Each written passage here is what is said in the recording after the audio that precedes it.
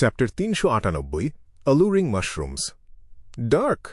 ডেরিকের মনের ভেতর ডার্কের চেহারাটা ভেসে উঠল। ডার্কের উচ্চতা মাঝারি, শরীরটা একটু গোলগাল হলেও বেশ শক্তপোক্ত। ডার্ক ছিল ভীষণ আশাবাদী আর হাসিখুশি একজন কিশোর, যার মুখে সবসময় একটা বন্ধুত্বপূর্ণ হাসি লেগেই থাকত। সাধারণ শিক্ষার ক্লাসে ডার্ক ছিল ডেরিকের সহপাঠী আর টহল দলের একজন ভালো সঙ্গী। কিন্তু ফলেন ক্রিয়েটরের সেই অর্ধেক ধ্বংস হয়ে যাওয়া মন্দিরটা থেকে ঘুরে আসার পর থেকেই ডার্ক একদম চুপচাপ হয়ে গেছে। এখন ডার্ক সবার দিকে তাকিয়ে শুধু হাসে আর কিচ্ছু বলে না। ডার্ক রেজেন্সের এই অদ্ভুত পরিবর্তনের কথা মনে পড়তেই ডেরিক ভয়ে কেঁপে উঠল। ডেরিকের মনে হল তার মেরুদণ্ড বেয়ে একটা ঠান্ডা স্রোত নেমে গেল। ডার্ক হঠাৎ করে ডেরিকের কাছে কেন এসেছে? কোয়ারেন্টাইন থেকে ছাড়া পাওয়ার পর তো ডার্কের সোজা নিজের বাড়িতে যাওয়ার কথা। সেই মুহূর্তে ডেরিকের মনের ভেতর এমন হাজারো প্রশ্ন উঁকি দিতে লাগল। হঠাৎ করেই ডেরিকের মাথায় একটা মারাত্মক চিন্তার উদয় হল। এল্ডার লোভিয়া হয়তো বুঝতে পেরেছেন যে ডেরিক সন্দেহ করছে তাদের সাথে অস্বাভাবিক কিছু একটা ঘটেছে, আর সেই জন্যই কি এল্ডার লোভিয়া ডার্ককে পাঠিয়েছেন ডেরিককে সরিয়ে দেওয়ার জন্য। এই কথা ভেবে ডেরিক প্রথমে ভীষণ চমকে গেল আর তার মনটা অদ্ভুত এক আতঙ্কে ভরে উঠল। কিন্তু পরক্ষণেই ডেরিকের মনে হল বিষয়টা হয়তো খুব একটা খারাপ নাও হতে পারে। মিস্টার হ্যাংডম্যান বলেছিলেন, যদি তোমার পক্ষে কথা বলার মতো উপযুক্ত কেউ না থাকে তাহলে যে বিয়ন্ডার তোমার ওপর নজর রাখছে তুমি তাকেই কাজে লাগাতে পারো। আর এখন যে মানুষটা ডেরিকের ওপর নজর রাখছে সে তো ওই কোণাতেই লুকিয়ে আছে। এই অবস্থায় ডার্ক যদি হঠাৎ করে ডেরিকের ওপর হামলা করে তাহলে তো সবার সামনে প্রমাণ হয়েই যাবে যে ডার্কের মধ্যে মারাত্মক কোনো সমস্যা আছে। এভাবে মিস্টার ওয়ার্ল্ডের দেওয়া জিনিসটা ব্যবহার না করেও ডেরিক খুব সহজেই পুরো বিষয়টা সামলে নিতে পারবে। ডেরিক মাথা ঘুরিয়ে জানালার বাইরের দিকে তাকাল। সেই মুহূর্তে আকাশে বিদ্যুৎ চমকানোর পরিমাণ একদম কমে গিয়েছিল। ১ বা ২ মিনিট পরপর আকাশে শুধু একটা বিদ্যুতের ঝলক দেখা যাচ্ছিল, যা অর্ধেক আকাশকে আলোকিত করে তুলছিল। পুরো পৃথিবী আর সিটি অব সিলভারের বেশিরভাগ জায়গায় দিনের বেশিরভাগ সময় এমন ঘন অন্ধকারের চাদরে ঢাকা থাকত। যদি ডেরিক ঘরে একা থাকত তাহলে সে মোমবাতি জ্বালানোর কোনো চিন্তাই করত না। অন্ধকারের মাঝে বিছানায় চুপচাপ শুয়ে থেকে নানারকম বিষয় নিয়ে ভাবতে ডেরিক খুব পছন্দ করত।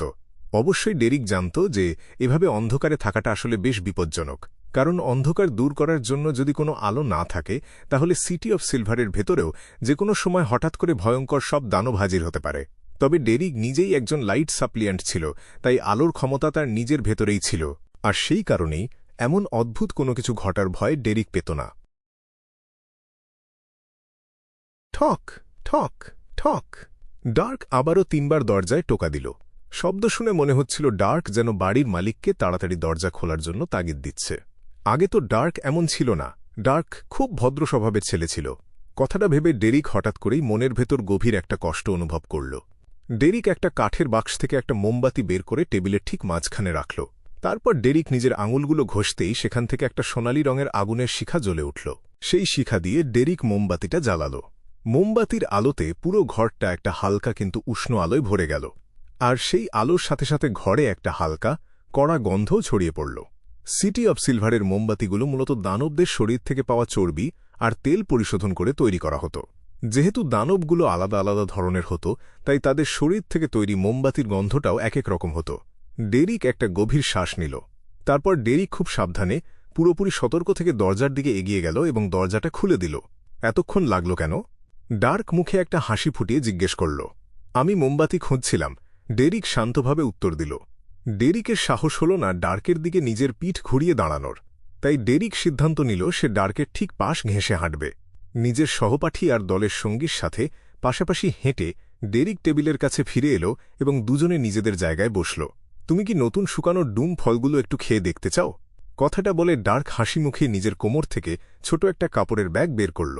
সিটি অব সিলভারের ডুম ফল ছিল খুবই বিরল একটা খাবার।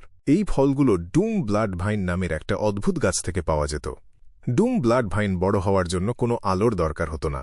পচা লাশের ভেতর থেকে পুষ্টি শুষে নিয়ে এই গাছগুলো বেঁচে থাকত আর বড় হতো। এই গাছগুলোর আক্রমণ করার একটা প্রবণতা ছিল, তাই এগুলোকে সাধারণ দুর্বল দানব হিসেবেই ধরা হতো। প্রতিটা ডুম ব্লাড ভাইন গাছে বুড়ো আঙুলের মতো সাইজের অনেকগুলো কালো রঙের ফল ধরত। এই ফলগুলো গাছ থেকে পেরেই সরাসরি খাওয়া যেত। ফলগুলো খেতে বেশ মুচমুচে আর মিষ্টি হলেও এগুলো খেয়ে মানুষের পেট ভরত না, আর শরীরের জন্য দরকারি পুষ্টিও পাওয়া যেত না। তাই এই ফলগুলোকে মানুষ শুধু প্রতিদিনের হালকা খাবার হিসেবেই খেত। একবার টহল দিয়ে যে পরিমাণ মেরিট পয়েন্ট পাওয়া যেত সেটা দিয়ে কয়েকটা বড় ব্যাগ ভর্তি ডুম ফল কেনা সম্ভব ছিল। না, কোনো দরকার নেই, ডেরিক খুব সাবধানে মাথা নেড়ে উত্তর দিল। ঠিক আছে তাহলে। কথাটা বলে ডার্ক ব্যাগ থেকে এক গাদা কালো ফল বের করে টেবিলের ওপর রাখল। তারপর সেখান থেকে একটা ফল তুলে নিয়ে সোজা নিজের মুখে পুরে দিল এবং বেশ শব্দ করে চিবিয়ে খেতে লাগল। ডেরিক কিছুক্ষণ চিন্তা করল। তারপর ডেরিক নিজেই উদ্যোগ নিয়ে ডার্ককে জিজ্ঞেস করল, মন্দিরের ওই মাটির নিচের অংশে কি তোমাদের কোনো দানবের সাথে দেখা হয়েছিল? কথাটা শুনে ডার্ক ফল চিবানো থামিয়ে হাসি মুখে উত্তর দিল, হ্যাঁ, বেশ কয়েকটা দানব ছিল সেখানে। তবে দানবগুলো খুব একটা শক্তিশালী ছিল না। আমরা খুব সহজেই ওদের শেষ করে দিয়েছি। ওই জায়গাটা তো অনেক দিন ধরেই ধ্বংস হয়ে পড়ে আছে, তাই হয়তো শক্তিশালী দানবগুলো অনেক আগেই ওখান থেকে চলে গেছে। ডার্ক 1 সেকেন্ডের জন্য চুপ করল। তারপর ডার্ক তার ঠোঁটের কোণায় অদ্ভুত একটা হাসি ফুটিয়ে বলল, আমরা মন্দিরের একদম নিচের অংশে বেশ কিছু অদ্ভুত গাছ দেখতে পেয়েছি। গাছগুলো দেখতে ঠিক সাধারণ জ্ঞানের ক্লাসে পড়া মাশরুমের মতো ছিল। মাশরুমগুলো ভীষণ উজ্জ্বল রঙের ছিল আর দেখলেই খুব খেতে ইচ্ছে করত। আমরা নিশ্চিত হয়েছি যে ওই মাশরুমগুলো খাওয়া যায়। ওইগুলো খেলে মানুষের আধ্যাত্মিক ক্ষমতা অনেক বেড়ে যায় আর শরীরটাও বেশ শক্তিশালী হয়। পোড়া দানবের মাংসের সাথে যদি এই মাশরুমগুলো মিশিয়ে রান্না করা যায় তাহলে এমন একটা চমৎকার গন্ধ বের হয় যা তুমি কল্পনাও করতে পারবে না। এই কথা বলতে বলতে ডার্ক তার অন্য আর একটা ছোট কাপড়ের ব্যাগ থেকে হাতের তালুর সমান সাইজের একটা মাশরুমের মতো জিনিস বের করে আনল। মাশরুমটার নিচের অংশটা ছিল একদম দুধের মতো সাদা আর উপরের দিকটা ছিল উজ্জ্বল স্ফটিকের মতো লাল। আর সেই লাল অংশের ওপর গাঢ় সোনালী রঙের ছোট ছোট দাগ কাটা ছিল। মাশরুমের মতো দেখতে ওই জিনিসটার দিকে তাকানো মাত্রই ডেরিকের জিভে জল চলে এলো। ডেরিক একটা বড় ঢোক গিলল। ডেরিকের মনে হলো সে যেন দিনের পর দিন ধরে না খেয়ে আছে। মোমবাতির ওই হালকা আলোতে সেই সুন্দর মাশরুমের মতো জিনিসটা থেকে এমন একটা লোভনীয় আভা বের হচ্ছিল যা দেখে ডেরিকের খিদে যেন আরও মারাত্মকভাবে বেড়ে গেল। এই নাও, এটা তোমার জন্য। ডার্ক খুব আন্তরিকভাবে হাসল। ঠিক আছে, ঠিক আছে। কথাটা বলে ডেরিক প্রায় সাথে সাথেই ওই মাশরুমের মতো জিনিসটা হাতে তুলে নিয়ে নিজের মুখের ভেতর ভরে দেওয়ার জন্য উদ্যত হল। কিন্তু শেষ মুহূর্তে ডেরিক খুব কষ্টে নিজেকে সামলে নিল এবং জোর করে মুখ খুলে বলল, আমি কালকে এটা খেয়ে দেখব। ডার্ক আর কোনো কথা বলল না। ডার্ক মাশরুমটাকে ঠেলে ডেরিকের সামনে এগিয়ে দিল এবং নিজের ডুম ফলগুলো চিবিয়ে খেতে লাগল। ডেরিক ভীষণ কষ্টে ওই মাশরুমের ওপর থেকে নিজের চোখ সরিয়ে নিল। তারপর ডেরিক ডার্ককে জিজ্ঞেস করল, এই অভিযানে গিয়ে তোমরা কি নতুন কিছু আবিষ্কার করতে পেরেছ? ডার্ক তার ফল খাওয়া থামাল। হাতে একটা কালো রঙের ডুম ফল ধরে রেখে ডার্ক ভীষণ গম্ভীর গলায় উত্তর দিল, আমরা ওখানে অনেক দেয়ালচিত্র পেয়েছি, একটার পর একটা বিশাল দেয়ালচিত্র। মন্দিরের ভেতরের ওই মূর্তিটার কথা তোমার মনে আছে? হ্যাঁ। ডেরিক দ্রুত ওই মাশরুমটার দিকে এক নজর তাকাল এবং মাথা নেড়ে সায় দিল। একটা বিশাল ক্রস যেখানে একজন উলঙ্গ মানুষকে উল্টো করে পেরেক ঠুকে ঝুলিয়ে রাখা হয়েছে আর মূর্তিটার গায়ে ইচ্ছে করে অনেক রক্ত মেখে দেওয়া হয়েছে।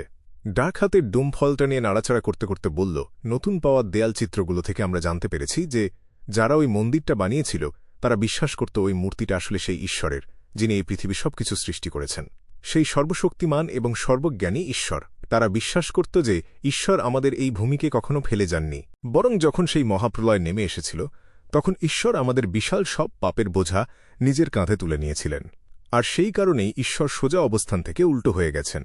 মুক্তভাবে হেঁটে বেড়ানোর বদলে আমাদের হয়ে ঈশ্বর নিজে ক্রসে পেরেক বিদ্ধ হয়েছেন এবং নিজের রক্ত ঝরিয়েছেন। ঈশ্বরের দয়ার কোনো শেষ নেই। আমরা মোটেও পরিত্যক্ত কেউ নই, বরং আমরা হলাম ঈশ্বরের সবচেয়ে প্রিয় এবং মনোনীত মানুষ। ঈশ্বর যদি আমাদের পাপের বোঝা নিজের কাঁধে তুলে না নিতেন আর আমাদের হয়ে রক্ত না ঝরাতেন তাহলে সিটি অফ সিলভার অনেক আগেই ধ্বংস হয়ে যেত।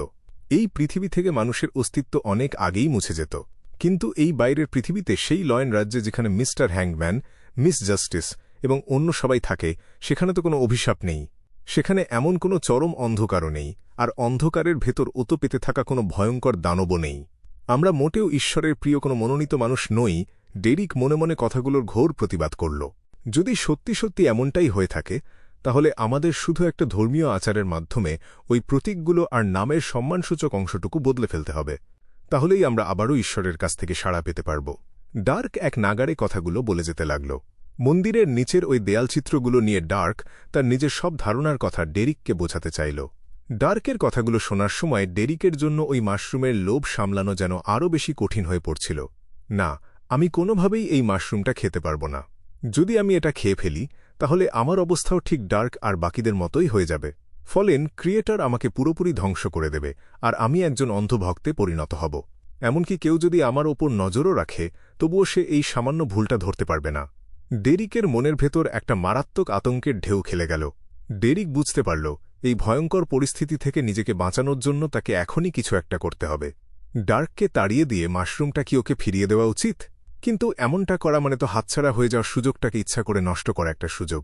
ডেরিকের চোখ আপনা আপনি গিয়ে পড়ল মোমবাতির সেই হলুদ আগুনের শিখাটার ওপর, যা একদম শান্তভাবে জ্বলছিল। আমি তোমার জন্য 1 গ্লাস জল নিয়ে আসছি।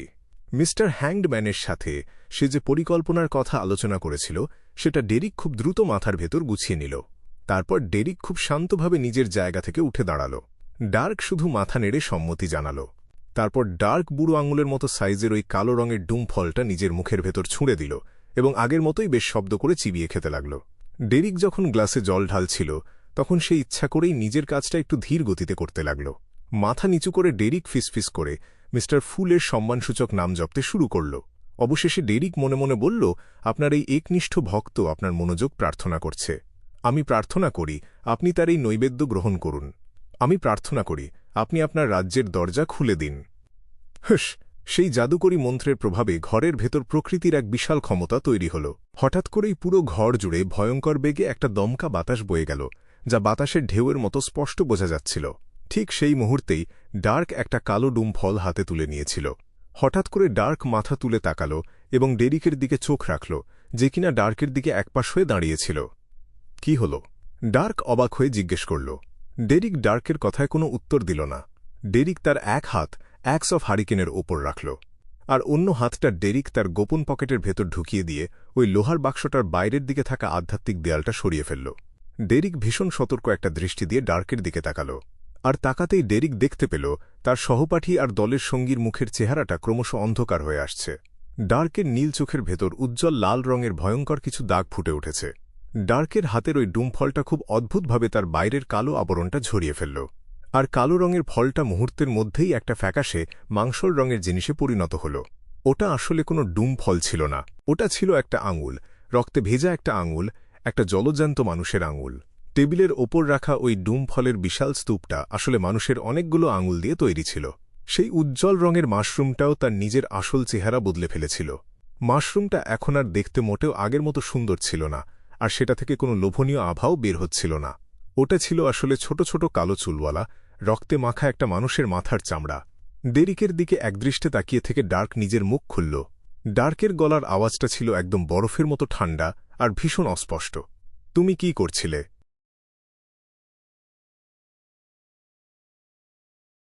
বেকল্যান্ড, 15 নম্বর মিন্স্ক স্ট্রিট। ক্লাইন তখন সবেমাত্র তার লেপের নিচের সেই আরামদায়ক উষ্ণ জগতের ভেতর ঢুকে পড়েছিল। ঠিক তখনই ক্লাইন শুনতে পেল দ্য সান যেন প্রার্থনা করে কিছু একটা বলছে। প্রার্থনার শব্দটা কানে আসতেই ক্লাইন অনেক কষ্টে বিছানা থেকে উঠে দাঁড়াল এবং একটা আধ্যাত্মিক দেয়াল তৈরি করল। তারপর ক্লাইন ঘড়ির কাঁটার উল্টো দিকে 4 পা হেঁটে সেই ধূসর কুয়াশার উপরে চলে গেল। মিস্টার ফুলের জন্য নির্দিষ্ট করা সেই চেয়ারটায় বসে ক্লাইন মোটেও তড়িঘড়ি করল না। ক্লাইন দ্য সানের ওই অনুরোধটার সাথে সাথেই খতিয়ে দেখার কোনো চেষ্টা করল না, বরং ক্লাইন কালো সম্রাট কার্ড, কাগজের পুতুল এবং অন্যান্য দরকারি জিনিসপত্রগুলো সেই লম্বা ব্রোঞ্জ টেবিলের ওপর একদম সুন্দর করে সাজিয়ে রাখল। মিস্টার হ্যাংডম্যানের পরিকল্পনা অনুযায়ী অনুসন্ধান দলের ওই সদস্যের ভেতরে থাকা পরিবর্তনটাকে জাগিয়ে তোলার কাজটা দ্য সান একটা উৎসর্গ অনুষ্ঠানের মাধ্যমেই করবে। এভাবে কাজটা করলে যখন পুরো বিষয়টা শেষ হয়ে যাবে তখন মিস্টার ওয়ার্ল্ডের কাছ থেকে ধার নেওয়া ওই জিনিসটাকে খুব সহজেই ঘটনাস্থল থেকে গায়েব করে দেওয়া যাবে। এর ফলে ওই জিনিসটার আর কোনো প্রমাণই সেখানে থাকবে না, আর তারপর পুরো ঘটনার সব দোষ আমুনের ঘাড়ে চাপিয়ে দেওয়া যাবে। মিস্টার ফুল হিসেবে ক্লাইন খুব স্বাভাবিকভাবেই দ্য সানের ওই অনুরোধে রাজি হয়েছিল। এই উৎসর্গ অনুষ্ঠানটাকে যেন খুব সহজেই করা যায়, সেই জন্যই ক্লাইন এমন একটা ভাব দেখিয়েছিল যেন বিষয়টা তার কাছে কোনো ব্যাপারই না। এই কাজটা সফল করার জন্য শুধু দরকারি কয়েকটা ধাপ পার হওয়াই যথেষ্ট ছিল। এই মুহূর্তে ক্লাইন শুধু অপেক্ষা করছিল কখন ওই অনুষ্ঠানের শুরুর অংশটুকু শেষ হবে, যাতে করে ক্লাইন তার নিজের জায়গা থেকে সঠিক সময়ে সাড়া দিতে পারে।